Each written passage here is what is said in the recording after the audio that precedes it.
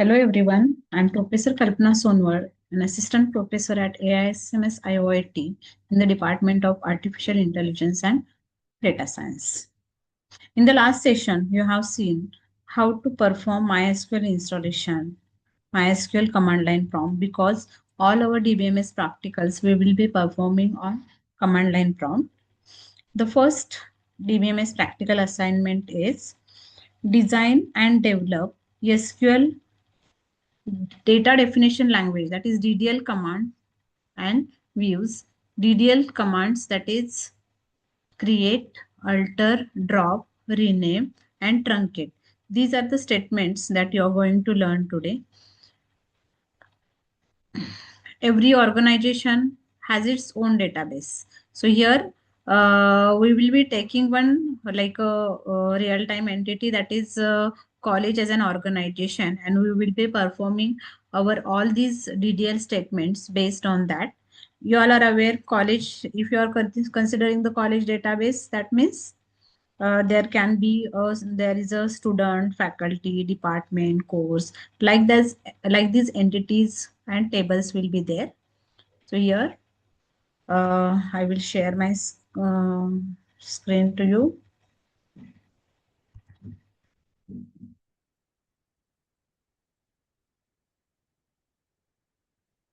I will type here MySQL command line prompt. Now the password, while installing, whichever you have given, use that.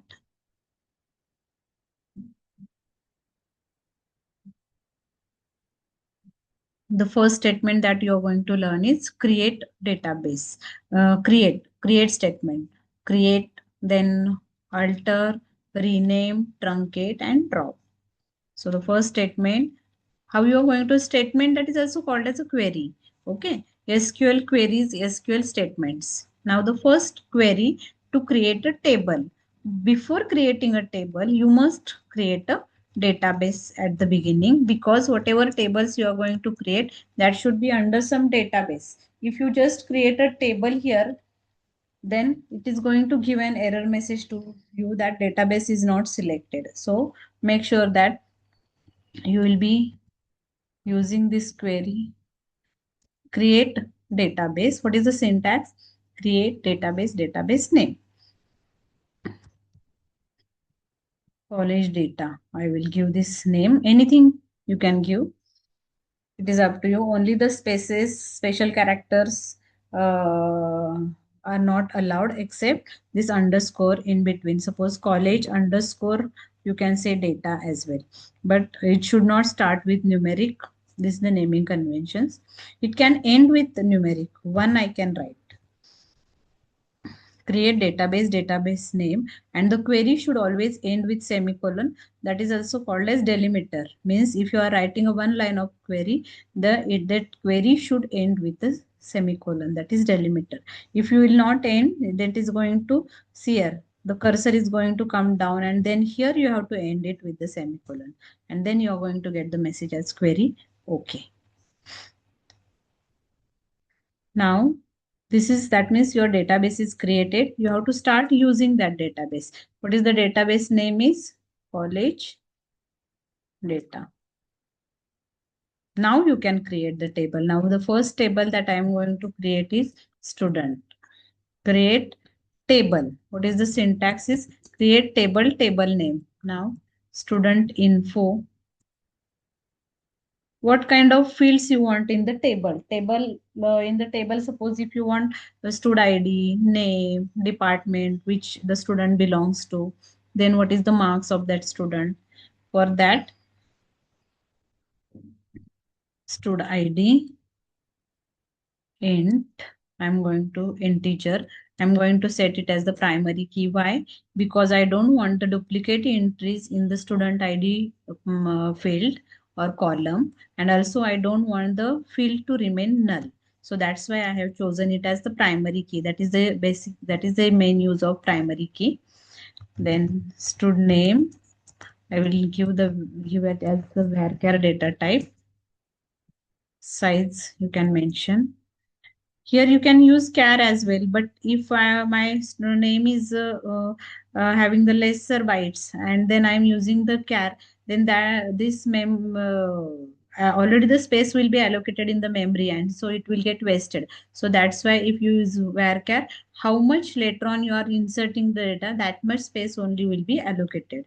Stud name, then stud department, varchar,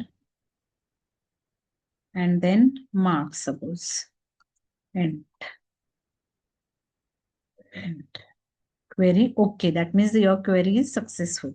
So you have created the table, create table, table name, field 1 data type pk, field 2 data type, field 3 data type, field 4 data type. This is the syntax of creating a table.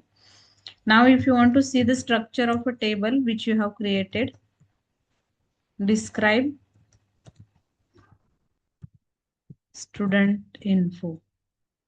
See, this is the structure, this is the field type, field name, type. Here you can see stud id int, null value not allowed, no, and primary key is set.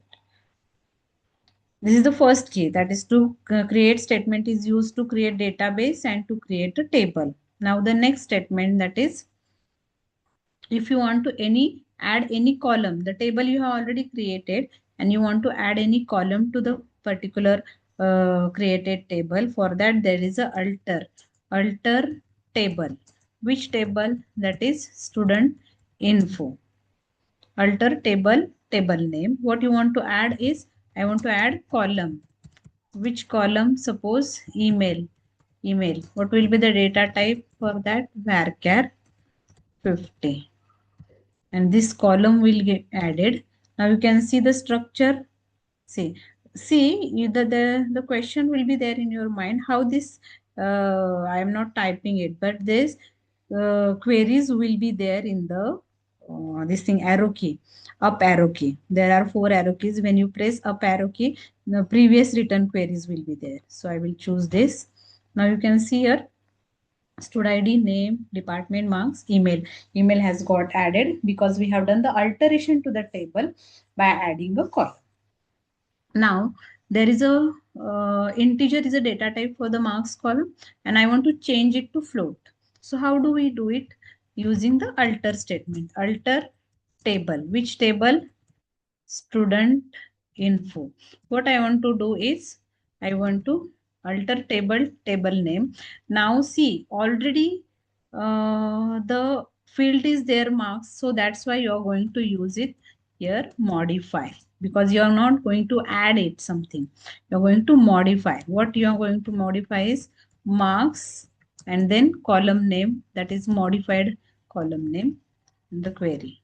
Now you can see here again whether it has got changed. See, marks column name has got changed. So this is the use of alter statement. Using create, you have done created the database and table. Using the alter statement, you have added one column. You can drop the column as well, any column which is unwanted. You can modify the data type using the alter statement. Now suppose if you want to rename table. What is the old table name is student info. Now a new table name will be student data suppose. And I'll say enter. The table name has got changed. If you try to find this thing, now see, does not exist because we have changed it to student data. And now suppose if you see here, you can type here student data, then got it. So this is the use of rename statement. Now the next statement, that is truncate. Using truncate, all the all the contents of a table gets deleted, but the structure remains at its place. As of now, you will not understand the difference because we have not inserted the data into the table, because we have not learned DML queries. So what is the syntax to write the truncate table? Table name is what now? Student data. Query okay. That means all the contents of the table will get deleted. Now drop. What is the difference between drop and truncate? Many of the times this question is asked. Truncate deletes all the records from the table and structure will remain at its place, and drop, table will get deleted. Student data, and if you say here, and if you try to find the describe, then there will not be the table exist. Understood? So what you have learned today, DDL statements, that is create, alter, rename, truncate, and drop. In the next section, we will learn DML statements. Thank you, students.